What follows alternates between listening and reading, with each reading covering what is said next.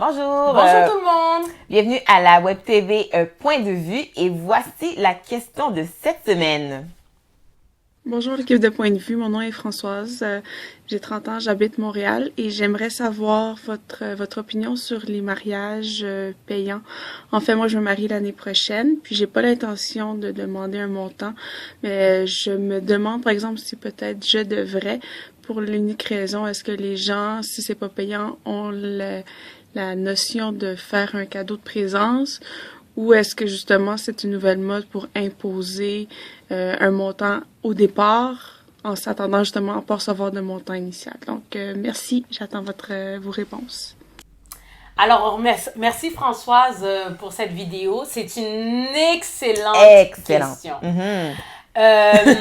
Françoise, moi, selon ce que tu viens de nous dire, je ne te suggère pas de charger les gens parce que c'est une mode. Toi, si tes valeurs sont je ne veux pas charger les gens, ne charge pas les gens. Mais si tu vois que justement ça commence à prendre l'expansion, puis tu vois que tu n'y arrives pas, réduis ton nombre de personnes, mais garde ça simple. Parce que moi, au fait, mon opinion, c'est que je suis un petit peu contre l'idée des mariages payants. Toi, Barbara, qu'est-ce que t'en penses? C'est ça, je te rejoins absolument là-dessus. Je pense qu'on en parle souvent parce que nous, on va quand même dans les mariages où on nous a demandé de payer. Puis effectivement, moi, c'est quelque chose que je suis contre. Dans ma tête, un mariage, c'est un événement que tu célèbres avec des gens avec qui tu es proche, tes amis, ta famille que tu veux. Donc, tu ne dois pas les faire payer. Si tu veux inviter la population entière, donc là, c'est là que tu penses que tu dois inviter les gens puis les faire payer. Ben non, je m'excuse. Tu fais un mariage, c'est un événement sacré que tu célèbres avec les gens proches. Puis ces gens proches-là, ben tu vas pas leur faire payer pour venir à un événement que tu célèbres ton amour finalement. C'est ça. Le mariage, c'est pas supposé être...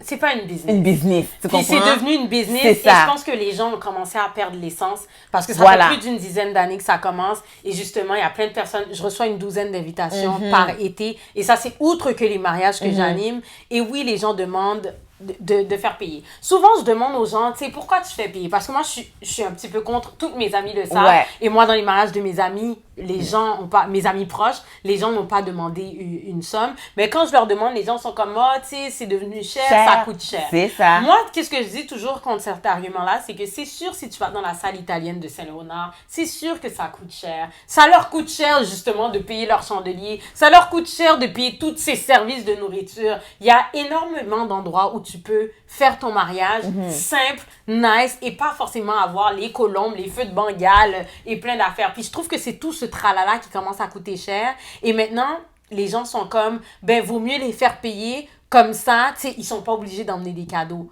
Mais en fin de compte, quand tu fais un mariage, t'es même pas supposé, en général, de demander un cadeau. C'est ça. Les gens sont supposés de, justement, le faire par eux-mêmes. Exact. Puis dire, OK, c'est un principe. Moi, quand je vais chez quelqu'un, j'emmène toujours quelque chose. C'est la même chose pour les mariages. Quand tu vas dans un mariage, tu dois emmener un cadeau. Et je pense que si tout le monde restait à cette idée-là, que je fais un mariage, je le fais pour moi et mon mari, puis que les gens mènent rien, ben tout bad. C'est ça. J'ai dépensé comme presque rien justement pour faire quelque chose de beau. Exactement, c'est exactement ça, c'est que tu t'attends pas à recevoir un cadeau en échange. Puis de toute façon, quand je disais, on parle de business, des fois, j'ai l'impression, je sais pas si c'est vrai, mais souvent j'entends des histoires comme quoi les gens font payer, puis finalement, on a juste carrément payé le mariage au complet. Au complet.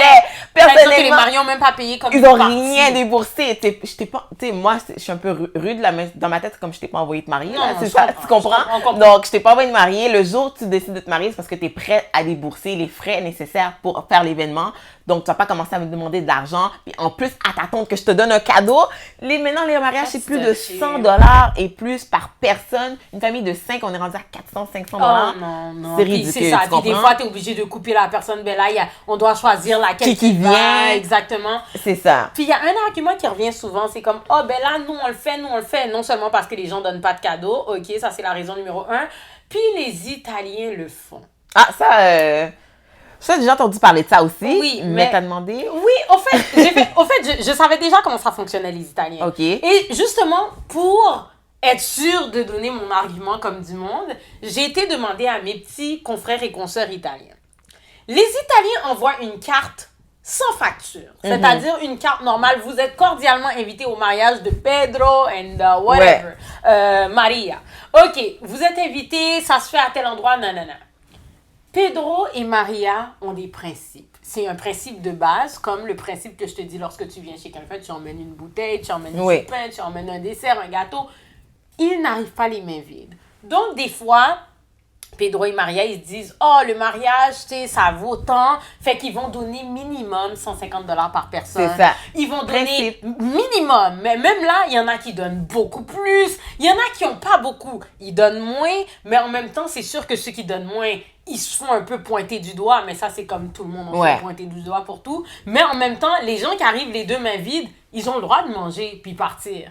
Dans le fond, c'est uniquement un principe qu'ils ont, puis que lorsque l'enfant de l'autre personne, l'enfant de Pedro et Maria se marie, ben au fait, c'est ça. Lorsque l'enfant marie ou quelqu'un de leur famille se marie, ben la personne qui ont donné à Pedro et Maria, ils vont dire, oh ok, eux ils nous ont donné tel montant, ben nous on va leur donner autant parce qu'ils nous avaient donné la dernière fois, même plus. Fait que dans le fond, c'est plus un échange de bons procédés parce qu'on sait que de toute manière, ton tour va arriver, I'm gonna give it back to you. Fait que c'est pas quelque chose qui est imposé. Ben, de toute façon, l'argument que les Italiens le font, c'est pas un argument. C'est pas un argument. Pas parce qu'une culture le fait, mais là, tu viens de dire qu'ils le font pas nécessairement. Donc, c'est pas parce qu'une culture le fait que on est obligé de le faire parce que c'est pas dans notre culture. C'est pas dans notre culture. Et y a-tu des gens de New York, des fois, qui viennent te voir pour dire, I got invited to a wedding, it's like $100, what the hell is this? C'est ça! Moi, je suis gênée, je suis comme...